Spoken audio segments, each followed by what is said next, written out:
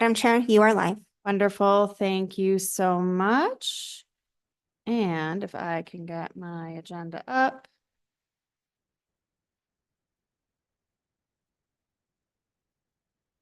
Oh, I have a lot of things open.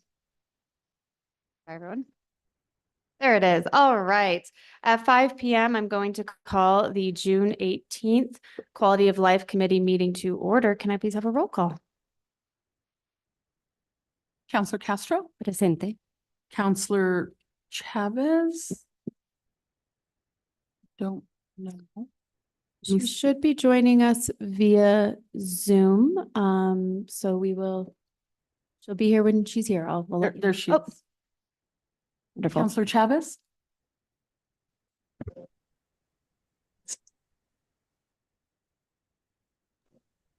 I'm here. Can you guys hear me okay? Yes, now we can. Thank you. Sorry, Councillor I Garcia. had to connect on my phone because I was having issues on my laptop. No problem. Glad to have you. Councillor Chavez, Here. Councillor Garcia, Present. Councillor Faulkner. Here. Madam Chair, I am here. you have a quorum, Madam Chair. Thank you so much. Moving on to approval of the agenda. Do we have any changes from staff or members of the committee? If not, can I get a motion? Move to approve. There a second? Motion and a second. We are hybrid, so I do need a roll call, please. Councillor Castro. Aye. Councillor Chavez, Yes. Councillor Garcia, Yes. Councillor Faulkner, She has stepped out, so she's excused at this moment. Madam Chair, Yes. motion passes. Wonderful. Thank you so much. Moving on to the consent agenda. I believe that we have, oh, Ursula, can you just let us know what's been pulled? Madam Chair, item K has been pulled, item L has been pulled, and item M has been pulled. Do I need to say by who? I think I have it. Item K by myself and Councillor Michael Garcia. Item L by Councillor Michael Garcia. By item M by myself. Yes, ma'am. Wonderful. All right. Is there any other items that anybody wants to pull from consent at this time? Approve as amended? Second. Motion and second. May I please have a roll call? Councillor Castro. Si. Councillor Chavez, Yes. Councillor Garcia, Yes. Councillor Faulkner, Yes. Madam Chair, Yes. motion passes. Wonderful. Thank you. Moving on to our presentation. We have the 5-year strategic housing plan 2024 to 2029, and we have Alexandra Ladd, Director of Affordable Housing, here to present. Alexandra, welcome. And we will look forward to seeing you here.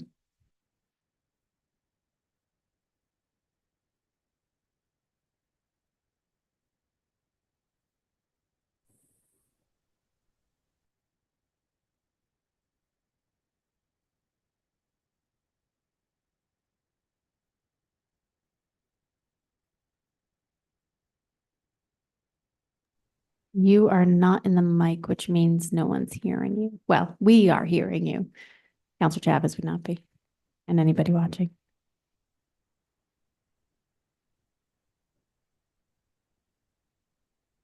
Good evening, councilors, Madam Chair, and I'm sorry to be a little bit in disarray here. So one thing I wanted to start off by talking about, this 5-year strategic plan is not to be confused with a 5-year strategic plan called the Consolidated Plan, which is the plan we turn into the Department of Housing and Urban Development. And then every year we update a section of that plan called the Annual Action Plan. And and that plan specifically references how we're going to spend our community development block grant funding for the upcoming year. So that's very, very specific.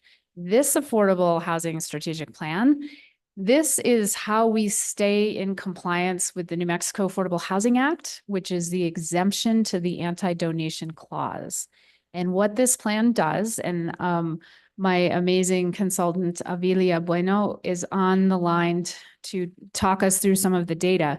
But what the plan does is it looks at data, it looks at the housing market, it looks at housing needs, and it identifies where the gaps are, where funding can help close a gap, where land use barriers might be for housing production, where capacity could be developed or needs to be developed, and then provides a framework for implementing plans and programs and projects. And what at the end of every year, we have to report to the New Mexico Mortgage Finance Authority how we've used public resources for the benefit of qualified individuals or qualified grantees, which is more of an organizational qualification.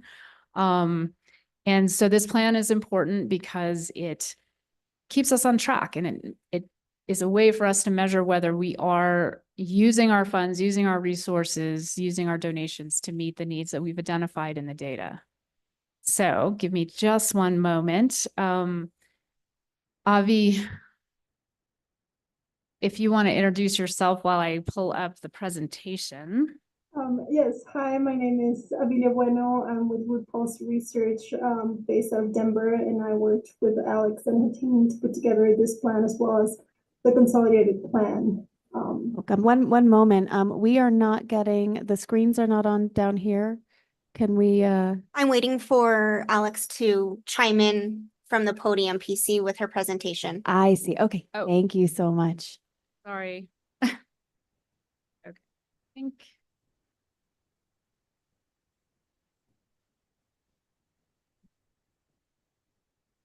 I'm having a little trouble hearing Miss Bueno, if you could get maybe closer to the mic.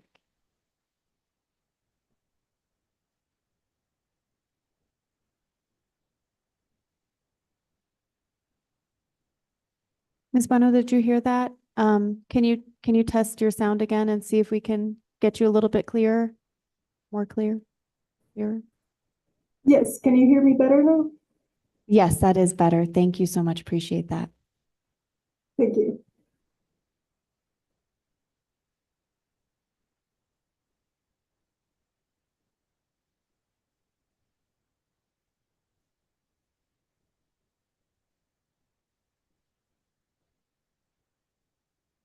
Sorry, I was trying to be fancy. It won't be fancy. We'll just pull it right off here.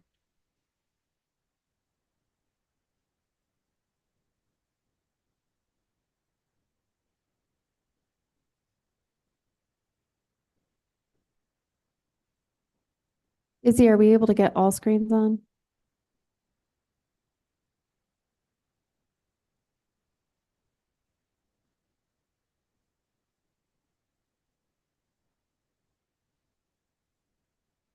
There we go. Thank you.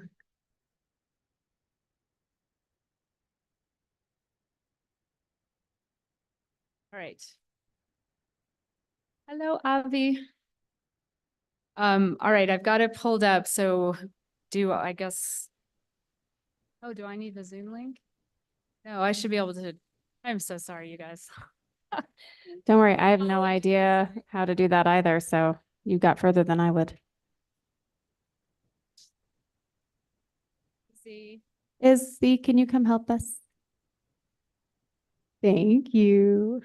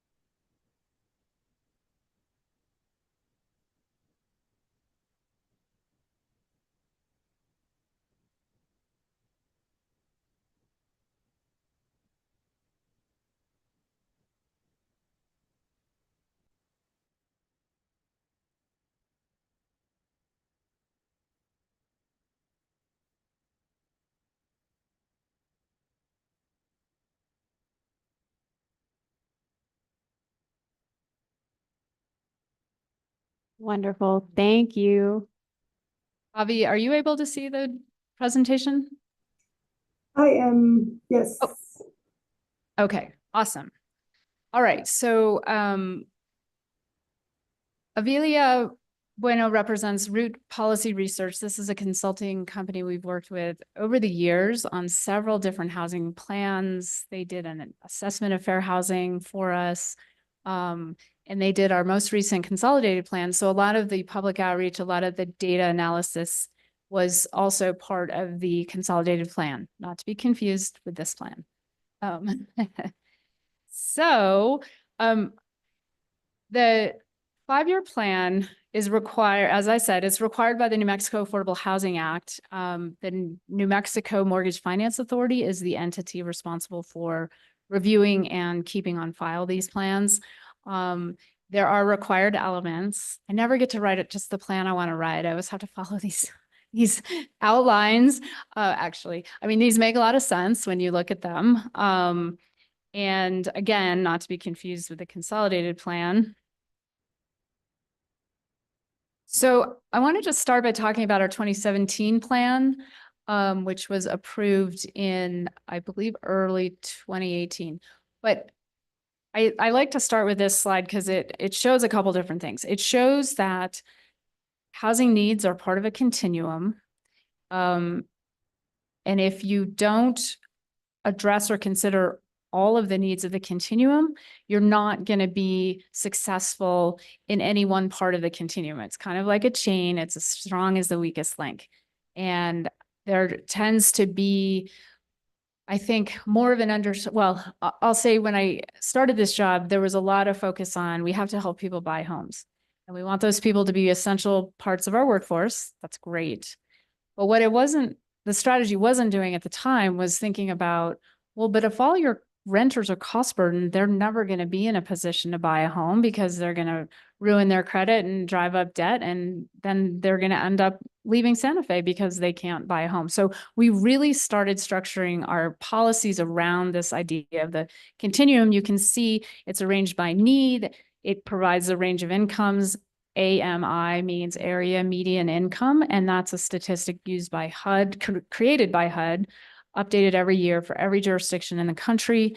All housing subsidy uses AMI. A lot of resources on the human services side use poverty level or a certain percentage of poverty level.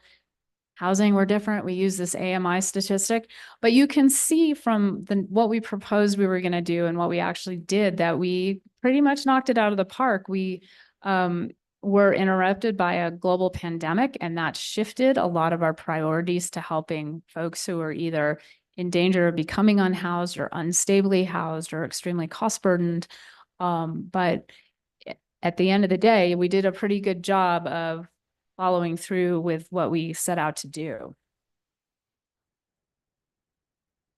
This page, I'm not going to stay long. It gives you, it's almost a table of contents. So if you want to flip specifically to a certain part of the plan, the pages are up here. But you can see it kind of logically fits together. We're talking first about the needs and the data. We're looking at how does the market and the needs of the population, where are the gaps there?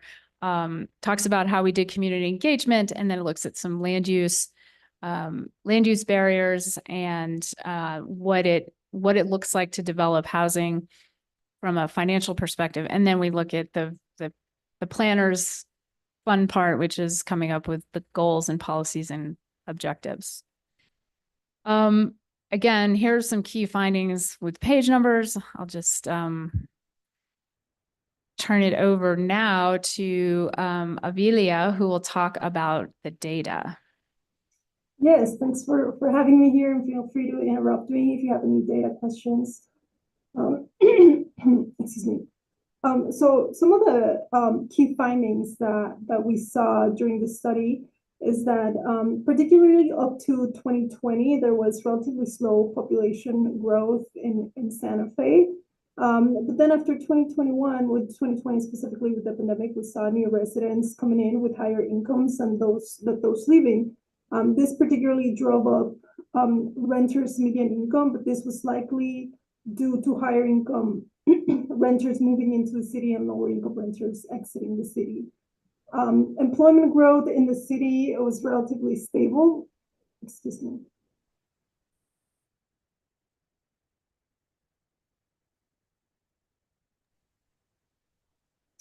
But surrounding counties saw significant growth, and that puts a lot of pressure on Santa Fe's housing market. The homeownership rate increased overall from 63 to 69%, which is a very healthy increase. But it decreased for renters, for households with head of households between ages 35 and 44, which is the prime home buying years.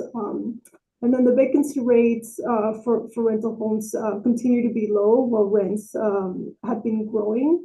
And we can see that the production of housing units has not kept up with demand, where it added almost 6,500 households during this period, but only 49 housing units were produced. And then in this slide, we show cost burden and severe cost burden. Cost burden is the percent of households that pay 30% or more of their income in housing cost. We can see that the rate of cost burden continues to be extremely high among very low income residents. And that there has been a significant increase in cost burden and severe cost burden rates among middle income households.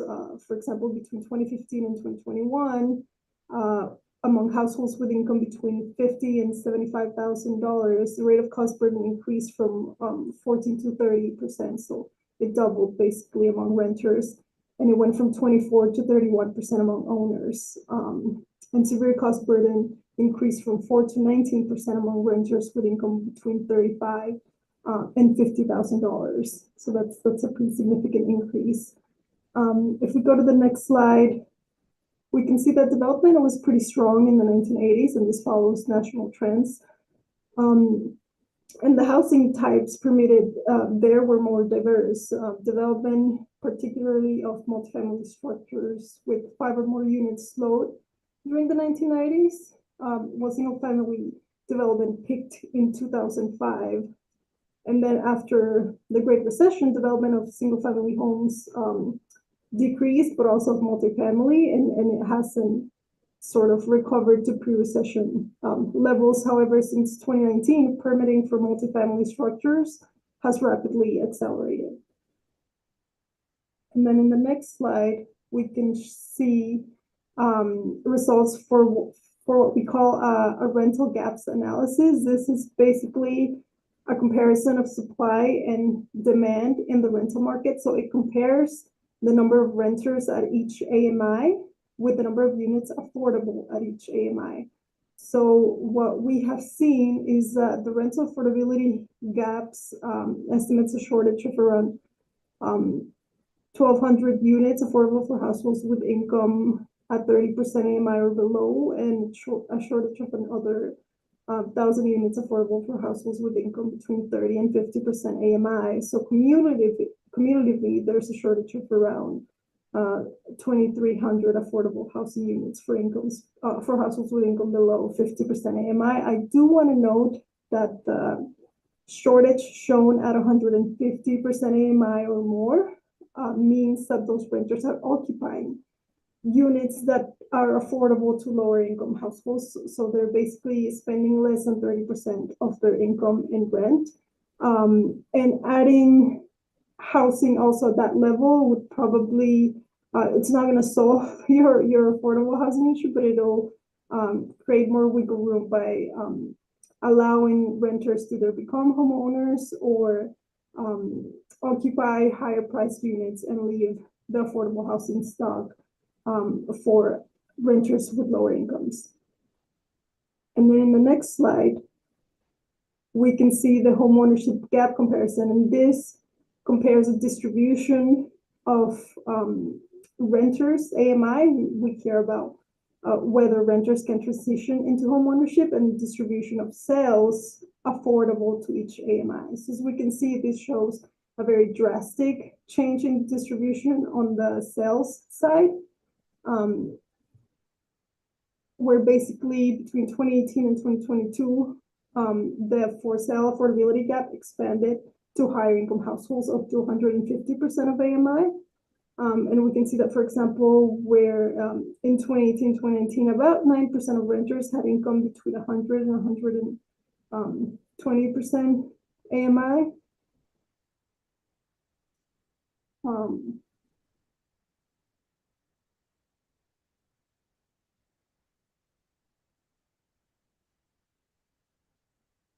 This goes to 150, sorry. And 31% of sales were sold at that affordability range, but that dropped to just 9% in 2022.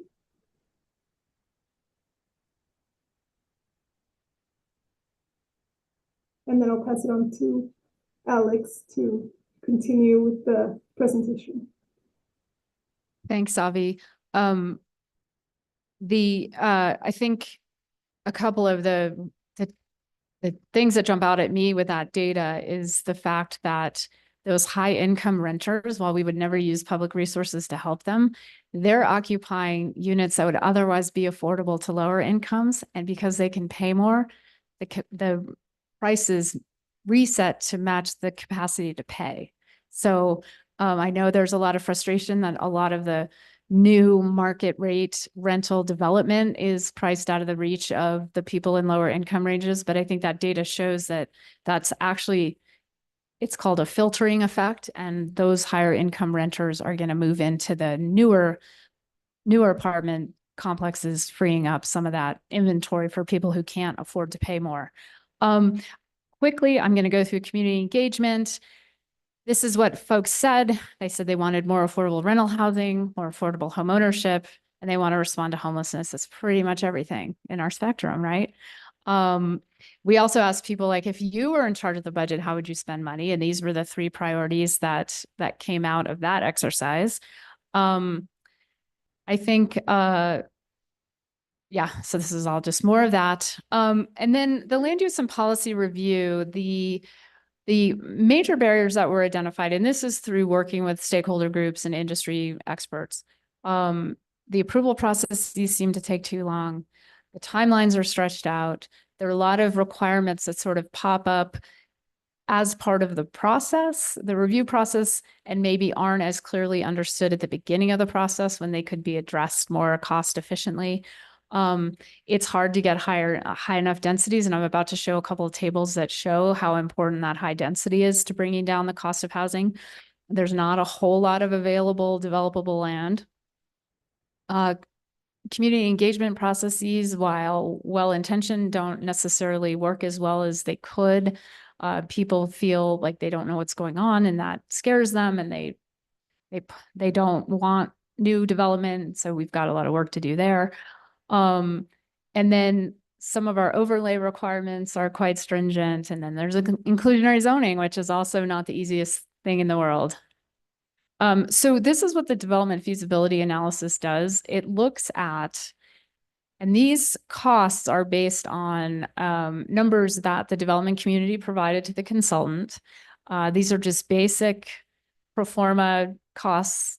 And then the analysis looks at what happens when you raise the density so you can add more units, so you can spread those fixed costs out over more units. So, and it's pretty obvious, the more units, the lower the fixed costs are, which can translate, doesn't always, but we work very hard to leverage that into a lower cost for the home. And then when you look at what people in different income ranges can afford to pay for homes, you can see in this example that even at a price that's affordable to income range of 120% of area median income, there's still a huge gap between what it costs to produce the home and what someone can afford to pay for the home. So I think it's important that I think there's a sense that developers are maximizing value because they want more money. And when you look at these numbers, you can see how they actually have to maximize value in order to cover their costs.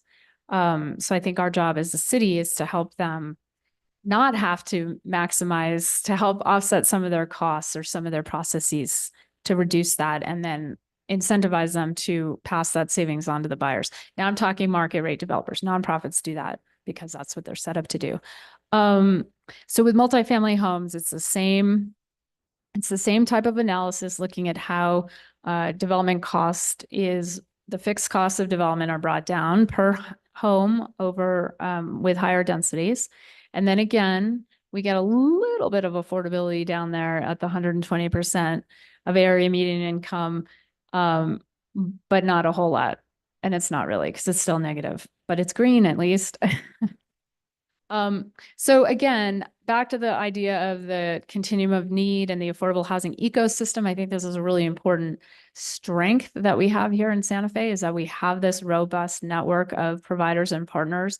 We have amazing capacity in this community, really across the whole nonprofit world. But our housing nonprofits, the city was very proactive 30 years ago and said, let's build community-based capacity to do this work. So we're not doing this as a governmental entity, and it really has paid off. I mean, we have amazing partners in the field, including the Housing Authority, which also kind of is a quasi nonprofit developer, as well as being a quasi governmental entity. But I like this graphic because it just kind of shows you how all of these needs are connected and how the providers are also meeting the needs across, not sticking in the boxes either. Like they're moving people through to from one level of need to a different opportunity.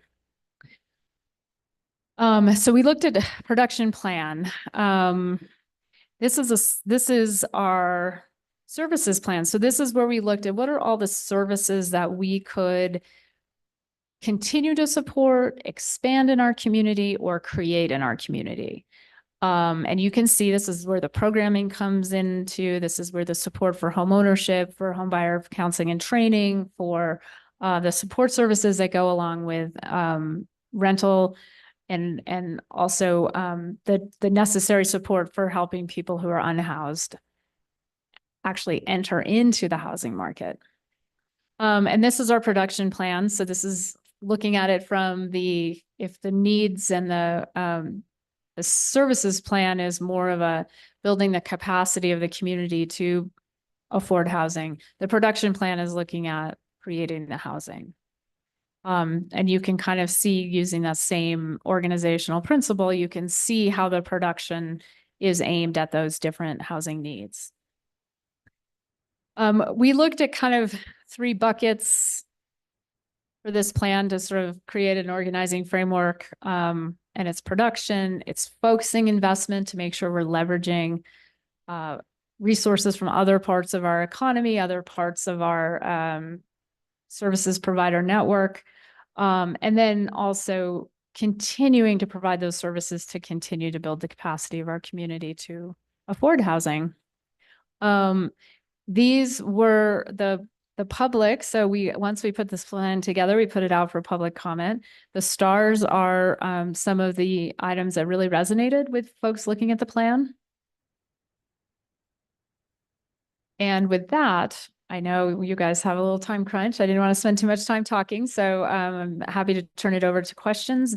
And Avi is on board if you have any data related questions. Wonderful. Thank you so much, Dr. Ladd. Really appreciate it. Questions from the committee? Counselor Castro. Thank you so much, Dr. Ladd. Awesome presentation. I did have a couple questions around the age ranges. I guess it's not the most common age range that we have in terms of folks who are buying and renting. Is there something in particular that we can do to help young families and sort of focus on specific age ranges that we're lacking in? Madam Chair, Councilor Castro, that's a great question, because as Avi pointed out, the demographic where we would normally see a lot of first-time home buyers actually shrank in terms of home ownership. I think that the strategy for reaching those home buyers is really through employment, because I think the reasons that people may hold off buying a home is if they're not super confident that their job's going to be around for how long it'll be around. And because we have a somewhat limited job market here, in Albuquerque, you're probably going to be able to find another job in the same field that you're in, making the same amount of money. Up here, we have some unicorn jobs. And so I think that's a piece of it. I think getting, and we've started to really see employers step up and say, wow, we can't expand, we can't grow our business without our employees being able to live here. So I think that's the strategy. I think right now, just the high interest rates are hard for everybody. This data was pulled together before we really felt the impacts of that, but I think it makes people a little risk averse, like, oh, not quite ready for that. I think the mortgage reduction, the mortgage assistance that our nonprofits, mostly the Housing Trust, HomeWise, and Habitat for Humanity apply for from the Affordable Housing Trust Fund. That's super helpful because it just means that a person can have a lower monthly payment because the subsidy buys down the amount of the mortgage they have to take out. And that's pretty handy. Like that works really well for folks. So I would say that the providers also understand the need way better than I do, and just continuing to involve them in that program design is super important. Perfect. Thank you. And I know that you already have a relationship with economic development, and so we will continue that. And from what I'm hearing, if we do create some more units, we might free up some more affordable units that folks can maybe save up while they're renting to possibly get that. So thank you so much again, Director. Thank you. Any other questions? Counselor Chavez, if you have any, just shout at me because I can't see you right now. Thank you. I had my hand up, but I don't think it's very effective here. Counselor Chavez. In regards to data, I'm just curious, when you're speaking of data, I wonder, so everyone knows my interest in trauma and generational trauma. Have we examined households struggling with struggling with housing and the amount of children in those households? Because with generational trauma, I feel like that there's repeats of struggles that occur. And I wonder if as a city or even nonprofits out there are partners, if we're being preventative and identifying those households that have a high number of children that are stuck in homes that are unstable or are stuck in situations that have housing struggles, and how we are intervening with their youth in those situations.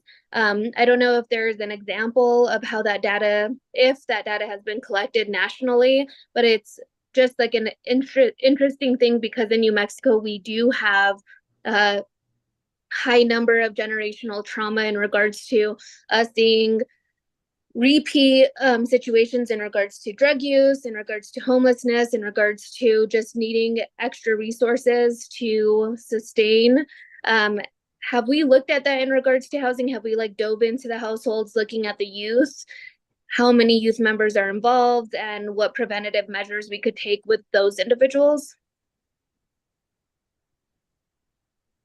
I will see. Yeah, Avi, do you have any Yeah, perspective on the data side? Because there's she's absolutely right. There's a lot of research on how the housing environment can contribute to and foster development of children in both positive and negative ways. There's a lot of research out there that basically, yes, investing in good housing opportunities for children really pays off. I'm happy to provide some sources of national studies that look at that. For this study, Alex, I think we have some data in the consolidated plan, but I don't recall it off the top of my head. But we can certainly go back and look and see That the was numbers we have there. And I appreciate your input at all, because I know that was just kind of a question that came to me. But I feel like as a city, when we're looking at how to be preventative around homelessness, I think that might be a measure that we're missing, because the research is out there showing, we have, and I call it repeat behaviors because I don't know a better term to use, but the environments we grow up in definitely define us, and also create boundaries in which, interfere with certain measures that we can reach. And I feel like if we start measuring how many households involve children, and what we're doing to intervene with those households, it could help us as a city just intervene with the patterns of homelessness or instability around housing that we are facing. You know, we are addressing things, you know, in real time, which is very important. We need to do that. But I feel like there's data that we might be missing that can tell us what we are expecting in regards to how many households are, you know, exposing these children to situations that can lead them down the same path in which we're trying to intervene with. So just wanted to put that out there when we're talking about data, when we're having this discussion. I feel like that might be a piece of data that we're missing, and I'm sure it's out there, and there's research that shows that there's definitely a trend. If we would pay more attention to that, we might be able to put our heads together in preventative measures that may be helpful to us as a community. Dr. Ladd?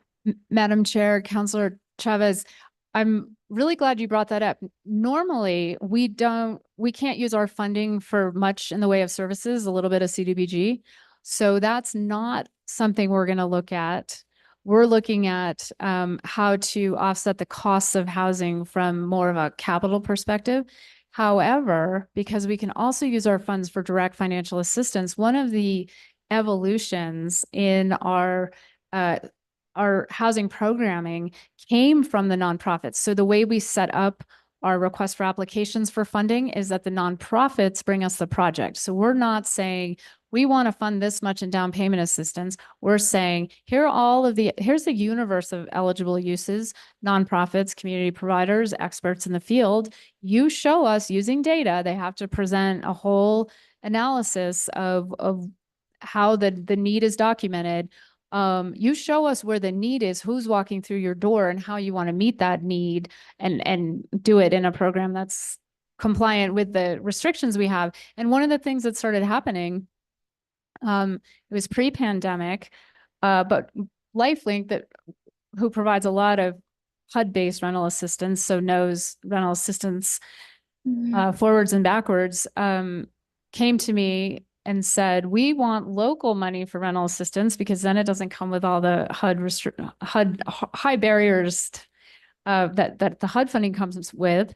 And so we piloted a locally funded rental assistance program. They spent every penny. It was great because they could get somebody stabilized back in housing, stabilized in their current housing, while maybe their Social Security came online, or a Section 8 voucher, or some longer term assistance, but it was really, really valuable.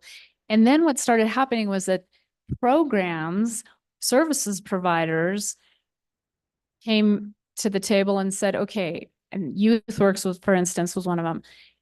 We can't keep people in our programs if they don't have a safe place to sleep.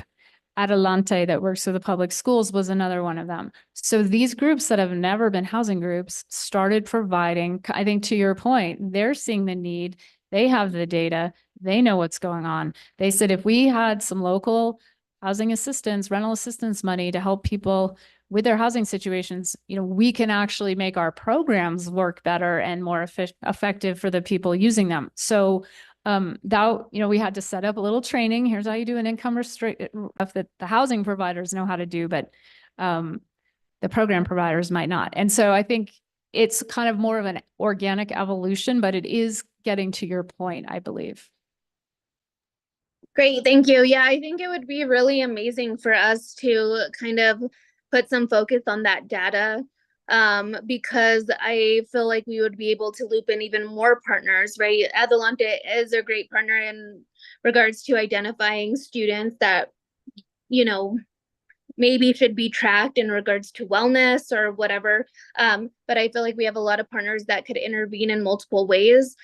And I think that it really does help, could have a positive impact on our numbers later on, right? If we kind of identify those youth members who may be part of a possible trend of instability around housing, how can we work as a community to provide resources and intervene in a positive way so they we kind of interrupt that cycle, because there's definitely a cycle. Research shows there's a cycle in many instances around some of the issues we're seeing, whether it's drug use, whether it's homelessness, whatever it may be.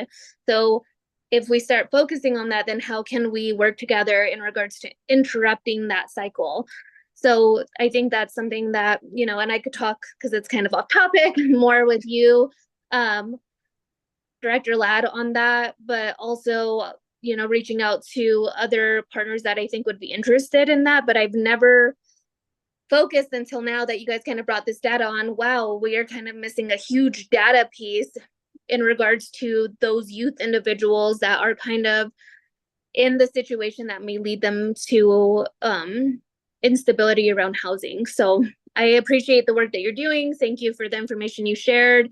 I would be super open to any research that you can send me nationally about how, we kind of see that repeat cycle of housing instability. And maybe we could put our heads together on some initiatives at a city level on how we could kind of interrupt that cycle and be preventative in our measures around housing. Thank you.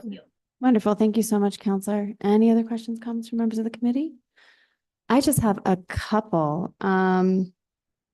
So thank you all again. Definitely very interesting data, especially looking at the trends. And one of the slides that I found really interesting was slide 8, and it's looking at the City of Santa Fe building permits and the complete disappearance, it seems, after the recession, except for like a little blip in 2013, of any of the smaller multifamily units, so 2 to 4.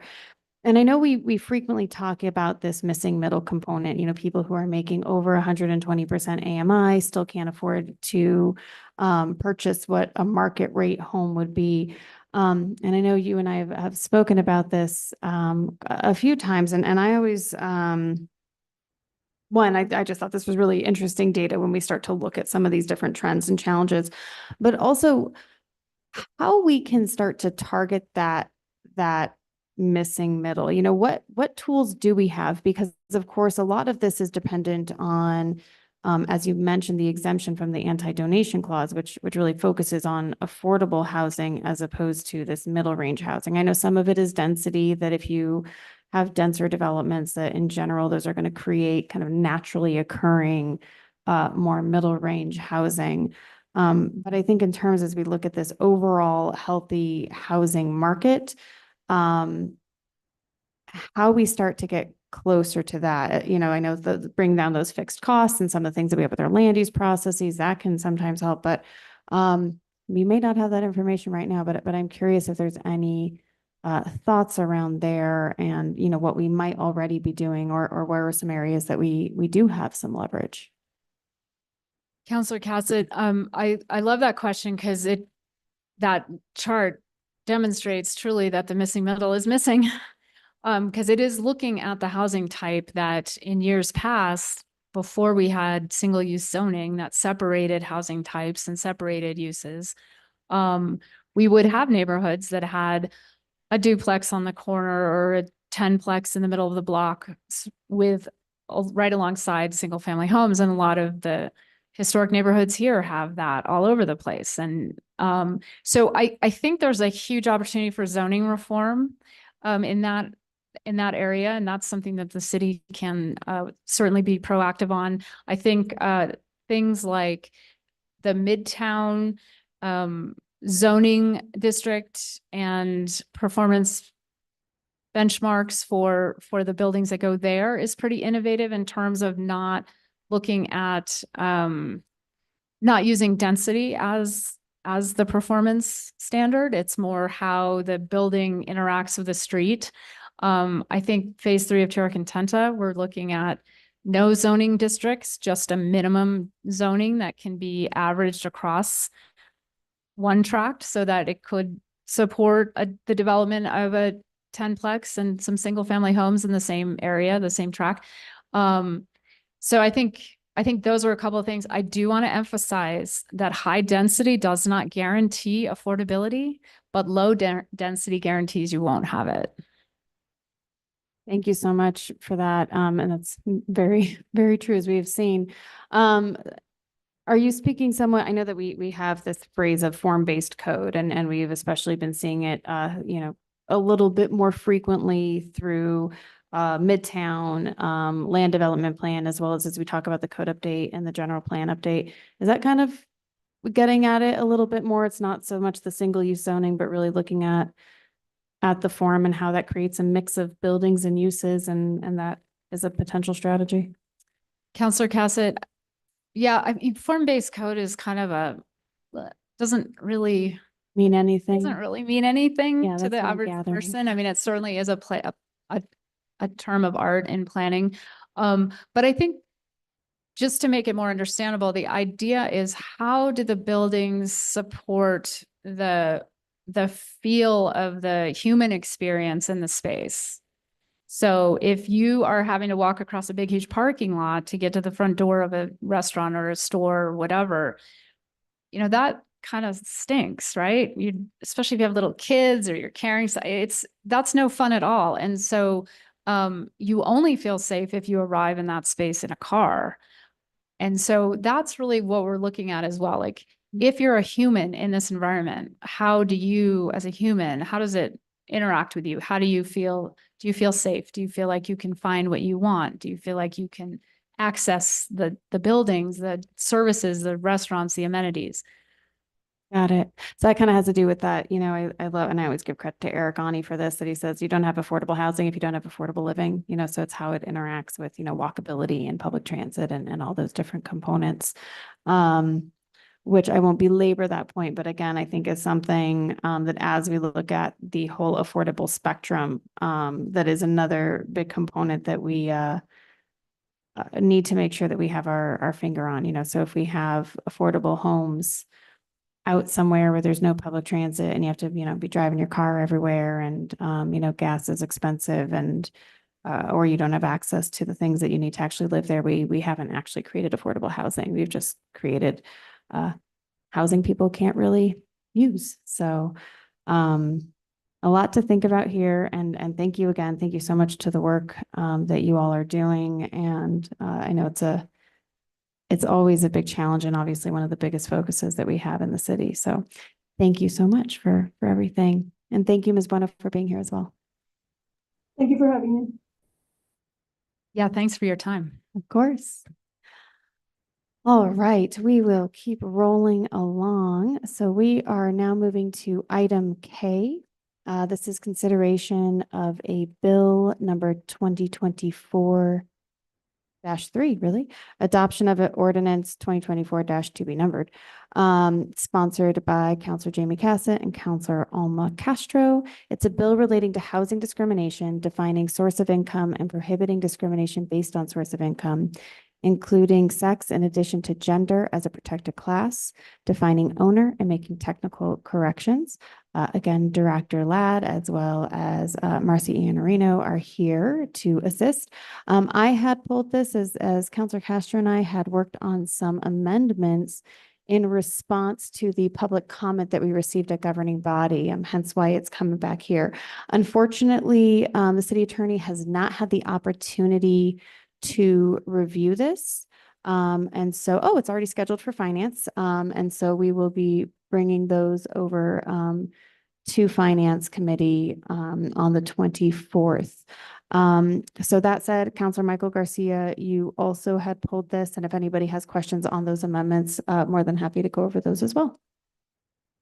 Thank you, Madam Chair. I had pulled it for that same reason to talk about the amendments. So what I'll do is I'll ask the sponsors what was the ultimate outcome for the amendments. And I know it's not finalized or signed by the city attorney, but if you can explain what's being proposed in regards to the amendment package, that would be appreciated. Councilor Castro, go right ahead. Of course. And so interestingly enough, there were just some minor things that we had to change. In particular, it was around governmental agencies. So there was some concern how stable some of these source of income vouchers and or programs might be. And so if they are governmentally supported, like the ones the city does with LifeLink, for example, that might be a little bit more stable. HUD is a good example of a federal program that is sort of backed a little bit more solidly. And I think there was some concern about timeframes, how long a landlord might have to look forward to some of these vouchers or programs. And so we did look a little bit around that time frame and stable income. Yes, so that had to do with, I guess that there are some vouchers that might be just for a couple months. And so the concern around if they only have a voucher for a couple months, then what happens after 2 months? And so being able to really show that there is, if a voucher is being utilized, because again, we're talking about source of income, which could be other sources of income, that it is one of the stable 12-month vouchers so that it would be able to meet that entire lease. The other thing that we took from the city of Albuquerque, and Marcy, I might need you to fill in the details, had to do with, so there's a difference between a landlord rejecting HUD and HUD rejecting a landlord. So if HUD says, this rental space isn't, one that we will support with a voucher, that's on HUD. And so there is also a component that they do have to come and do an inspection. And so if the individual who's coming to do the inspection, if it's more than 5 days, or for a re-inspection, the landlord doesn't have to wait until that inspection occurs. And so we pulled this out of the city of Albuquerque's ordinance as well, that they can then move on to another potential renter. The other piece that will be coming and that we have put forward in this is when this will actually go into effect. And we said that it'll be either in a year from when it is passed, or when the governing body adopts an implementation plan for how we would actually be implementing this work. And a big piece of this had to do around education for landlords, how we can partner with some organizations who have already reached out saying that they would be part of this. What would happen if somebody came to the Office of Affordable Housing and said, hey, somebody is refusing to accept my income, making sure that we have a response for them and we have a way that we can enforce this, as well as I'm missing something else. What else is in there? So I think we were talking too about funds. So Thank you. part Yes. of the concern was that we will have small landlords that might not be able to do the repairs to meet those HUD standards. And so we need some sort of mechanism to help educate folks, find some funding, and really help some of these small landlords meet those requirements. And just to state, these amendments came out of a meeting that we did have with the 2 individuals that came to speak. So we had the opportunity to meet with them and get some more of their feedback and then and take it from there.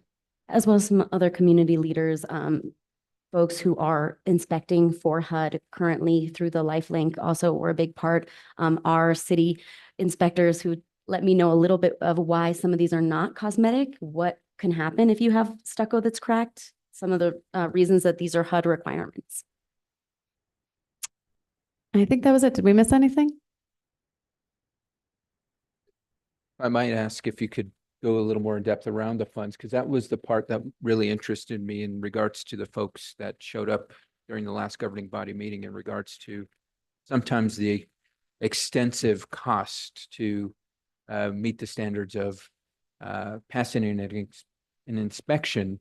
And I know you had mentioned that fund availability, but do the amendments create a source of funding, allocate funding, et cetera, to help individuals with any upgrades that might need to be done? It doesn't. And so that's why we sort of made it contingent to us creating a plan. That's something that we hope to do in another piece of legislation, because it is going to have a fiscal impact most likely. And so we want to work through that in collaboration with other folks. Potentially, so there are funds at the state. And so exploring that program in a little bit more detail, exploring the realm of what the Affordable Housing Trust Fund can do, that is going to take a little bit more research. But I do want to reiterate that we are not requiring landlords to bring their properties up to HUD standards if they do not meet the inspection. So, so it's not that if HUD says we will not give you a voucher, HUD is rejecting them, they're not rejecting the voucher. And so that's a really important distinction. Now, again, back to the implementation plan, how do we make sure that people are, that the inspection actually is occurring? And so, finding the balance there with, with that piece. And it also has to do with some of the other work that Counselor Castro and I are looking at in terms of, safety in our rentals. In addition, just because it doesn't meet the specific HUD standards, there are other sources of governmental vouchers that may be accepted, or that may accept those properties, that may pay out to those properties. So we are not putting in the requirement, although there will be, some good exploration around where are some of those funding sources to help landlords, and how might we be able to leverage that, if they're interested in vouchers and taking them, and that seems like a good opportunity for them. Can we assist with helping them meet the standards if we, get a guarantee? There's a lot of these things that we can explore, which is why we wanted to give ourselves a good year before this goes into place. One caveat, though, that we are very much making sure of is this is going into our ordinance that talks about discrimination of all sorts. Only the source of income piece is going to be waiting a year. The rest of the ordinance is still in place that was already there. So still any discrimination against race, gender, sex, any of the other components that were in there, those are still in place. There will not be a year-long break between that until we get this implementation plan in place. Other questions, Madam Chair? Thank you. Wonderful, thank you. Any other questions or comments from members of the committee? And if not, can I get Counselor Chavez, I cannot see you. So again, yell at me if I'm missing you. I'm gonna take that as a no. Is there a motion? Move to approve? Second. We have a motion and a second. Can I please get a roll call? Counselor Castro? Sí. Counselor Chavez? Yes. Counselor Garcia? Yes. Counselor Faulkner? Yes. Madam Chair, Yes, you have motion passes. thank you. I have a passed motion. All right, moving on to item L. This is consideration of a resolution sponsored by Counselor Signe Lindell, Mayor Alan Weber, and Counselor Alma Castro. It is a resolution establishing City of Santa Fe city offices and city-owned buildings as safe spaces and anti-bullying zones for all community members, calling on the city manager to develop and implement city policies and regulations, ensuring that city offices and city-owned buildings are recognized as safe spaces and anti-bullying zones, to create visible signage to promote the safe space and anti-bullying zone policies and regulations, to develop and implement a citywide employee training program in support of safe space and anti-bullying policies and regulations, to devote appropriate resources for the training program and for responding to incidents of bullying and harassment within city offices and in city-owned buildings, and to provide annual updates to the governing body on progress. We do not have Casey Dalbor here for, Madam I Chair. am here. Casey- oh, hi, Casey. We Hi, have Casey Dalbor virtually. Thanks for joining us. my pleasure. And Counselor Michael Garcia, you pulled this to you. Thank you, Madam Chair.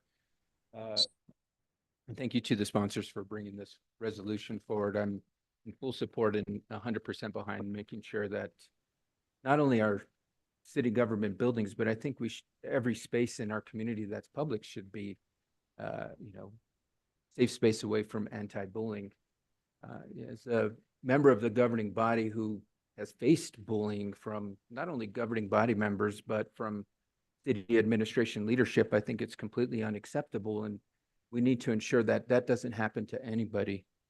And so with that, I do have some questions, just because I want to make sure we're moving forward in the strongest manner possible. And I know, Councilor Castro, you had emailed Human Resources Director Ms. Salazar for some of the questions that I initially have. And I didn't see her get back to it because so first I want to read you just a little snip from Pacers National Bullying Prevention Center. And because I really wanted to begin to distinguish the difference between bullying and harassment. And so the National Bullying Prevention Center, they say the difference is when bullying behavior directed at the target is also based on a protected class. And so first, I think we need to begin to establish what is a protected class, because from my experience working in government, bullying based on the populations identified in the resolution would immediately identify as harassment, which I think that's where my questions to Director Salazar, what are our harassment policies? What does the city identify as protected class? You know, what trainings are currently being given to city employees regarding harassment and bullying? I know that we have, or at least have utilized in the past, a platform called YouGov that city employees utilize for training. And I would be a bit surprised if we don't train city employees, or at minimum make it mandatory for some type of harassment training. And if we want to take it a step further and begin to implement bullying trainings, I'm in full support of that. So I don't know what trainings are being required. And not only, I know that employees are required for trainings, but I would want to ensure that not only employees, what I would call your rank and file employees, but managers are required to complete these trainings in addition to the elected officials. In my day job, this is an annual requirement we do every year. We cover this type of training every single year. It's a requirement, and staff is tracked if you complete this or not complete this. So I don't know, Councilor Castro, if you're able to, I know I had laid out a lot of questions that are more directed maybe for human resources. I didn't know if you can clarify that. In addition, we also have Resolution 2010-76 that lays out a lot of what's being proposed here. And so I didn't know if that was cross-referenced because, you know, there's things in here. This Human Resources Department is directed to provide support services to individual groups of employees impacted by abusive behavior. Human Resources Department is directed to develop innovative programs to promote a culture of mutual respect and value of all city employees. I mean, I think we definitely need to revisit this, given some of the recent incidences of employee behavior, whether it was violence in the workplace or accusations of violence against management. I think we as a city need to ensure that we're being the leaders in this, and that will then begin to hold members of the public accountable. Lots of questions I threw out, and so sorry, Councilor Castro. No worries. Thank you. They're all wonderful and valid questions. I think one of the biggest distinctions in this particular resolution, and let's remember it's a resolution, not an ordinance, so it's something that is sort of showing the values and the will of the governing body, but it is designed for all community members, not just city staff. And in particular, I think the focus on the LGBTQIA Two-Spirited Plus community is, to Councilor Chavez's comments earlier, really focused around youth and youth who we are seeing in our community maybe moving towards self-harm or not feeling like they are fully included in this community. And in particular, June being Pride Month, we really want to highlight that in our community, this particular group of youth are being targeted and are feeling a particular way. That being said, I also want to acknowledge that Councilor Faulkner and I have an amendment to help expand this to not only the LGBTQIA Two-Spirited Plus community, but also other groups that are targeted in conjunction with other things that put them at risk for marginalization. I thank you, Councilor Castro. I definitely agree with that, but I guess it's not necessarily getting into the questions because it's, again, this resolution's, what it's getting at is bullying and what my opinion would be a protected class, because that's where I think that question maybe that should be best answered by Director Salazar in regards to what is a protected class, because then once that elevates to bullying against the protected class, it becomes discrimination. And there are laws against discrimination. And so I want to ensure that, again, we move forward with something that is going to be super strong and enforceable. So I understand the justification behind the resolution, but what the actions that are this resolution is calling for, you know, for example, that over the next 2 years, the city manager shall develop and implement citywide employee training program. That's, I go then refer back to this 2016 that which called for that. And so, you know, I would want to check in with Director Salazar to see what is in place. I mean, we have city staff Counselor, here. if I may. Maybe city. Sorry, I'm still here. Oh. Yes, If if you could. Sorry, give us a little context. So Casey was one of the folks who was instrumental in writing this piece of legislation. So if you could give us a little context. my pleasure, counselors. So this whole, I do agree with you, counselor, that it's never enough. This is just a first step. There's always room for improvement when it comes to equity and inclusion. That being said, this resolution is labeling city offices and city buildings as safe spaces where if someone on the street is being harassed or bullied, they can come into any of our buildings and feel safe. It is training around how do we identify someone who walks in crisis, whether it's physical, mental, how do we identify that? And how do we either triage to elevate to a higher authority, or how do we interact with that person and maybe diffuse a situation? To your point, I am unfamiliar with what I agree that we should probably have some type of training through HR. And that may be a question for them to deal with internal issues. But this is really more public facing, and there is no reason that any of our citizens should feel unwelcome or unsafe in a city-owned or operated building. And so that's sort of where this came from. And to Councilor Castro's point, the conversation was around queer youth and marginalized individuals who maybe don't have a place to go. We talk about during Pride Month, the rainbow washing effect, and that is sort of where this elevated from. Every Pride, every June, businesses stick rainbow stickers in their window and they say they're allies, but there's no bite to that. They're just asking, they're basically trying to get money from people buying stuff. We want to put some type of action behind, not just saying, oh, well, we're a sanctuary city, or we're anti-bullying and Santa Fe's just open anyway, so you don't really have to spell it out.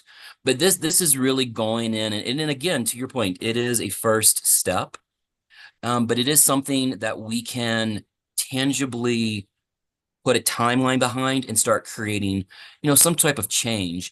And when we think about these children and these kids who are so often targeted or overlooked, this is a time and this is a place that we can just stand up and say, you know what, no, we can do something about this. Just a quick caveat. When we talk about relevant staff, we are envisioning that the Office of Equity and Inclusion is going to be a big piece of how we implement this. And so again, not just internal, but very external and outward facing. Thank you so much. And thank you, Casey, for the additional clarification. I really appreciate that. I guess my follow-up question is, because I completely agree. the city hall and any other city-owned facility needs to be a safe space. My follow-up to that is I want to ensure that we do not set any city staff up for failure, because I don't want to put the community member who is in a situation that they need support not be able to receive the appropriate support from city staff, which can potentially end up causing more harm. And I think that's where I would like for us to ensure that we're thoughtfully carrying out an implementation plan for this. Because, for example, and I'm just thinking of the layout of City Hall, right? Somebody walks into City Hall, the first person they see is finance, right? Is that finance person going to be fully trained and ready to respond to crises? I don't know the answer to that question. And I think we need to ensure that city staff is ready to respond and direct, so to speak. Be able to put that person in the hands of the appropriate city staff that can provide the appropriate response to the situation based on the need of the individual. And to answer your question, or it's a great point, Counselor. That is what the training that is specified for the city manager to work on. That is where that falls into place. As I mentioned, we don't want to just say, oh, well, it's a given that city buildings are safe spaces, right? We need to have some type of implementation. How do we roll it out? Maybe it is we do partner with HR. Maybe it is something that the Equity and Inclusion Office will run with. But that is why it's built into the resolution that we are putting some thought into a training program. We do want to your point, Counselor, we do want to make sure that we are educating our employees and our staff and our teams around that, around those issues, and not just saying, okay, go out there, and if someone comes in, we'll figure it out as we go. There's definitely an idea of creating the framework and the infrastructure so that everyone has the ability to either interact or very easily identify someone in crisis and grab someone else. But that would all be part of that training. Okay. Thank you, Casey. I really appreciate that. If the sponsors are, Casey, if you can ensure that Director Salazar is at governing body meeting, that would be great. I mean, she doesn't need to be present physically, but virtually she can show up, just because I think this needs to be reiterated during the governing body meeting, that this is a plan, right? And part of implementing this plan is going to fall on her staff to ensure that it's done. Because I circle back to some of the initial questions I have, is if we then to begin to require specific training for staff, how are we going to ensure that it's completed by staff? What is the mechanism? I don't, and maybe you can answer this for me, Casey, just because I don't utilize this platform, but does staff still use YouGov as kind of the training module, training platform? I don't believe so, but I do know that we do. And again, I don't want to speak for human resources or the DEI, future DEI director, but we do yearly trainings on ethics that everyone has to attend. So we were thinking maybe something along the lines of having some type of mandatory training class that we, and again, we're in the very beginning stages of just getting the resolution passed and then sort of diving deeper. But I do agree that there are great questions to how do we implement. Okay. Well, thank you, Casey. I really appreciate the additional context around why this came forward. And I'm 100% supportive of it. So with that, no other questions, Madam Chair. Thank you so much, Counselor. Real fast, just to note that Counselor Chavez had to step up and she is, or step out and she is excused as of 6:14 for the meeting notes. Also, just for clarity, I wanted to make sure that anybody listening is aware that this resolution actually directs the development of a plan and implementation of said plan. So there is, if you were looking at the resolution, looking for a plan, it is not in there yet. That is part of what this resolution is doing. It is directing the development of said plan and implementation, or of a plan and implementation of said plan in order to reach those goals. So just if anyone was reading the resolution and not seeing a plan, that is why. And it's on page 3, line 19, just in case. Thank you. Counselor Faulkner. Oh, nothing? Okay. If that is any other questions, comments from members of the committee? If not, can I get a motion? Move to approve. Second. Motion and a second. Roll call, please. Counselor Castro? Sí. Counselor Garcia? Yes. Counselor Faulkner? Yes. Madam Chair, Yes. motion passes. Wonderful. Thank you so much. And now moving on to item M, consideration of resolution 2024-to be numbered, sponsored by Counselor Amanda Chavez. It is a resolution adopting the City of Santa Fe's 2026 to 2030 infrastructure capital improvement plans, and Regina Wheeler, Director of Public Works, is here to respond. Thank you so much, Director Wheeler. I just had I always love when the ICIP plan comes forward because we get to have a reminder of all these incredible projects and things that are in the works that I know people are very excited about. I had a couple questions about some. So one, I saw a fire station remodels for response, but then I did still also see Fire Station 2. So I know there had been some conversations around whether or not the remodels were taking the place of Fire Station 2. And based on this ICIP list, that does not seem to be the case. Can you provide any more insight? And there was one other fire station reference to, I think, new fire training facility planning. Are you able to speak to the difference between these three? I am. Thank you so much for the question, Madam Chair and members of the committee. The remodeling of the fire stations was identified in a recent study that was just done on our fire facilities, actually, as a very important piece of work to do to decrease the amount of time it takes to respond and keep our first responders safe. So that's a very important project. We have a little over $4 million sitting in appropriations for the Fire Station 2. So I know that city manager and the fire chief will be talking about, how best to handle this, what really is the best investment to make right now for the safety of the community. So they're both still on the list, and that'll be an executive effort to make sure the money gets in the right place and that we work on the right project first. Okay, so it sounds like that'll continue to be something to evolve that we will be seeing at later times. So That's right, through the legislative session. And then the fire training facility has been on there for some time. It's a regional training facility.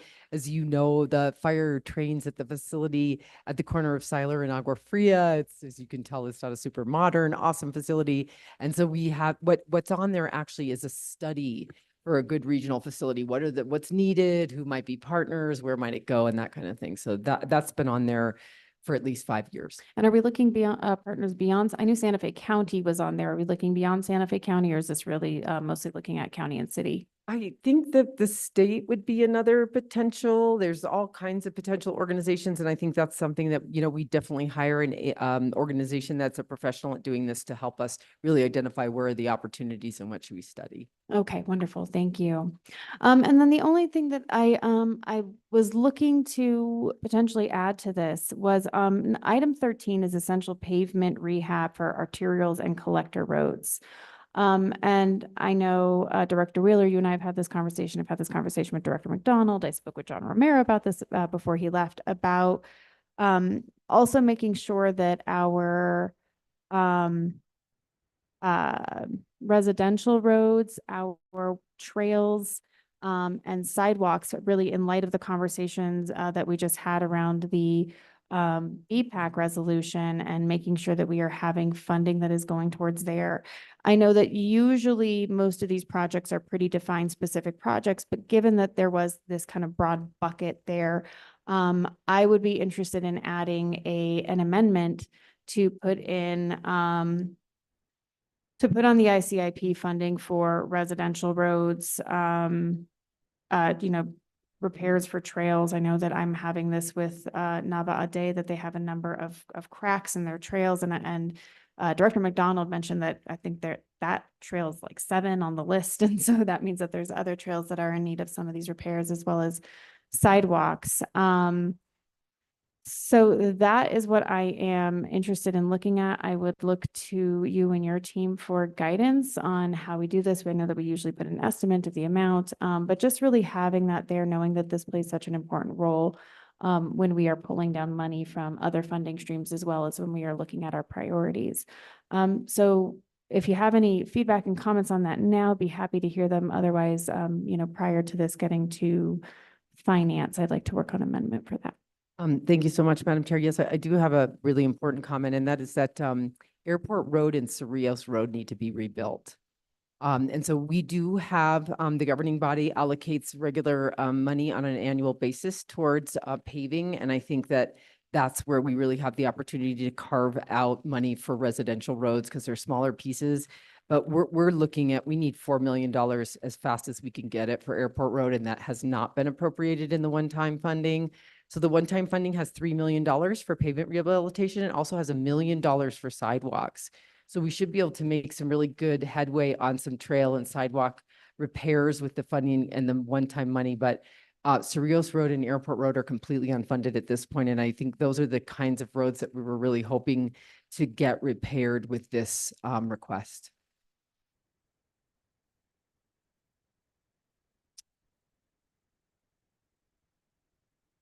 Okay. I mean, I guess, we often put a number of things on here and they don't all get funded anyhow. So, I think we can have a further conversation. That's why, we do have those conversations with our legislature about that. Happy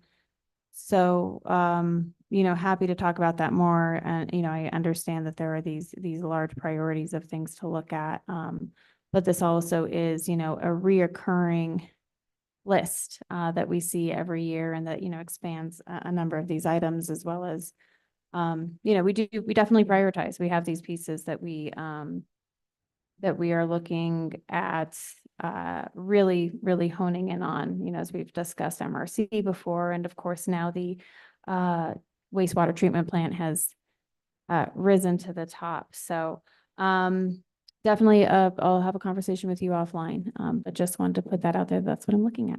Any other further questions or comments on this? Just would like to thank you for considering Airport Road, because I was going to bring that up. Airport Road is horrible.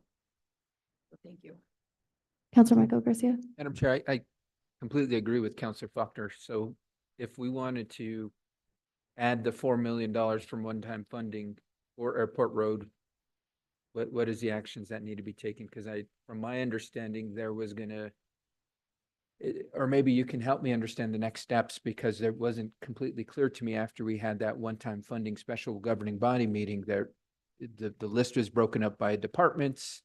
Was the next step that each department was going to put forth a bar based on the recommendations, and then we consider it? Because if that's the case, I mean, if it's not on that list, Councilor Faulkner, I'm 100% within. We can have an amendment or have a conversation with Director Wheeler to add that 4 million, because the money's there. That residents are screaming from the rooftops, roads, pave my roads. That's what's needed. And I was just on Airport Road on Sunday, and it's needs some work. So Really bad. so Thank you, Madam Chair. Councilor Garcia, for the question. I believe that is the next step, that departments will be putting together the package as usual for the one-time appropriations of revenue in excess of budget. Of course, it goes without saying that if it's all been allocated in the fashion that you saw in the open meeting, And if something were to ask for more money, something would have to get less money, and 4 million is kind of a big piece. So that would take some serious work. That would, I think, up to the governing body, of course. But why would it need less money? Because we're still leaving resources and reserves, from what I was told, that was exceeding the reserve totals. I mean, that was the concern I had when we started talking, because everybody's going to be grabbing and saying, we need this, we need this, we need this. And before you know it, we're at our bare minimums for reserves. So it's a conversation, I think, Councillor Faulkner, let's continue offline. Thank you, Madam Chair. Thank you, Director Wheeler, for the clarification. I really appreciate it. All right, With that, move to approve. thank you. Second. We have a motion and a second. Counselor Castro is excused as of 6:24 p.m. And can I please have a roll call? Counselor Garcia, Yes. Counselor Faulkner, Yes. Madam Chair, Yes. motion passes. Thank you so much. All right, moving on to matters from staff. Any matters from staff today? Good evening, Madam Chair and Councilors. Just a few announcements. We will have a teen night on June 28th at the Genoveva Chavez Community Center from 5:30 to 7:30. So spread the word on that. Just to give you a quick update on pools, Salvador Perez opened successfully today. We are still working toward a July 6th opening for the Bicentennial Pool with all things going well with that. And we hope to onboard some new lifeguards and lifeguard trainees coming on June 22nd. So with that, hopefully we can staff more hours our pool. So we'll keep you updated. And then I just wanted to extend a special invitation to you for a ribbon cutting that's taking place on June 24th, Monday at 10 a.m. at the Supreme Court Law Library. We're going to be cutting a ribbon and honoring 3 historic women and the markers that were placed in collaboration with the NMDOT, the International Women's Forum, and the City of Santa Fe. So we're really excited to highlight these remarkable women in Santa Fe's history and just noting their contributions. So hope you can join us. Thank you. Wonderful. Thank you so much, Director Sanchez Tucker. Marcella, any? I have nothing, ma'am. Wonderful. Thank you. Any matters from the committee today? No matters from the chair. Next meeting will be not Wednesday, June 19th. That is incorrect. Our next meeting will be Wednesday, July